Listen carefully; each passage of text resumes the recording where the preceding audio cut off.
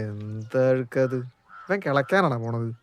കാക്കിരി നാട്ടിൽ സൂര്യനില്ല രാജമനസ്സിൽ ദുഃഖം വേഷഭൂഷകൾക്കെല്ലാം മങ്ങി മുഖവും വാടിയിരിപ്പു അപ്പോൾ മാമ്പഴം മുർത്തു ഉണ്ടൊരുവൻ അതികേമൻ. ആ നീയായിരുന്ന എന്നാ മോനെ നല്ല മൂഡിലാണല്ലോ. നല്ല മൂഡ്. ഇവിടെ അലക്കി അലക്കി എന്റെ നടുവിന്റെ മൂഡ് പോയി. എന്തേ? കറക്റ്റ് സമയത്ത് ആ വാഷിംഗ് മെഷീൻ പണി മുടക്കി.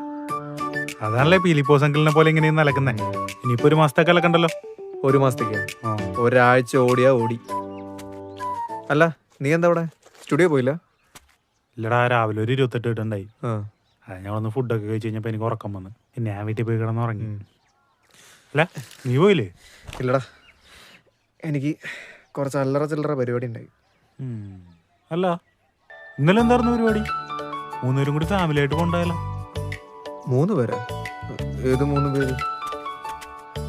നിങ്ങൾ 3 പേര് വേറെ ആര്? കണ്ടല്ലേ. ആ ഇന്നലെ രാവിലെ എടാ അതിനെ സ്കൂളിൽ കൊണ്ടാക്കി ഇറങ്ങിയതാ. അപ്പൊ അവളെന്ത് ഇല്ലിക ജംഗ്ഷനിലും കണ്ട് പോകാണ്ടെന്ന് പറഞ്ഞിട്ട് അപ്പൊ അവൻ ഒരേ വാശി ആന്റീനെയും കൂടെ കൊണ്ടുപോകണം. പിന്നെ ഞാൻ ഓർത്തപ്പോ പോണ വഴിക്കല്ലേ ഡ്രോപ്പ് ചെയ്തേക്കാന്ന് വെച്ചു.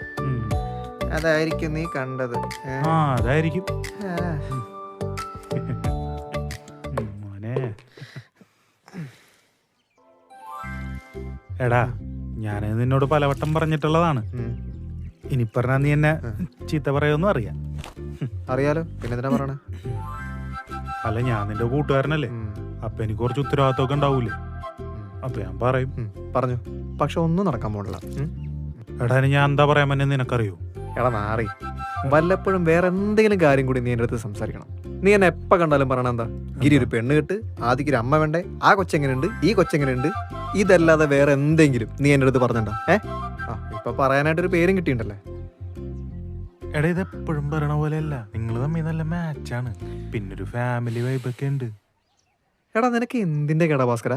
അല്ലെങ്കിൽ തന്നെ ഈ നാട്ടുകാർ എന്തൊക്കെ കഥ അടിച്ചിറക്കുന്ന പേടിച്ചിട്ട് ഞാനിവിടെ ഇരിക്കുന്നത്. അതിന്റെ അടക്കാ നിന്റെ ഒരു നാട്ടുകാർ പറയാൻ വേണ്ടി നിങ്ങൾ തമ്മിൽ എന്താ ഉള്ള?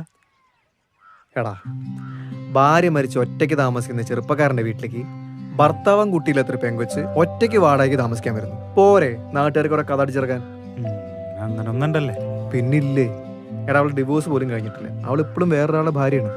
അങ്ങനത്തെ ഒരാളെ കുറിച്ച് ഈ കഥ പറഞ്ഞുകൊണ്ടിരിക്കുന്നത്, മനസ്സിലായോ? വള്ളിക്കെട്ടാളിയാ. എക്സ്ക്യൂസ് മീ, അപർണ എവിടെയാണോ താമസിക്കുന്നത്? മോളിലെ വീട്ടിലാ. ആരായിരുന്നു? ഞാൻ അർജുൻ, അപർണയുടെ ഹസ്ബൻഡാണ്. ഓ എന്താ ടൈമിങ്? അപർണ ഉണ്ടോ ഇവിടെ? ഇല്ല, പുറത്തു പോയിരിക്കാം, ഇപ്പൊ വരും. വന്നല്ലോ.